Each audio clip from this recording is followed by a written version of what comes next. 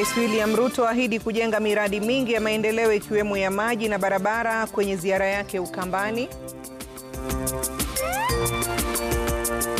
We did not say that there are ghost schools. What I indicated in Parliament is, as at the time I was in Parliament that day, we had not released a 1.1 billion to the schools that had not submitted the data. Waziri wa elimu asema hakuna shule hewa nchini ila zilizochelewa kuwasilisha ripoti za umma za matumizi ya fedha. Unapata mwalimu wa JSS hana raha, akikuja kwake hana pesa, akirudi kwa shule hakuna pesa. So walimu wanafunza tu ili hata time iende tu. Kandarasi ya walimu wa sekondari msingi yaisha huku wakishinikiza TSC kuwapa ajira ya kudumu.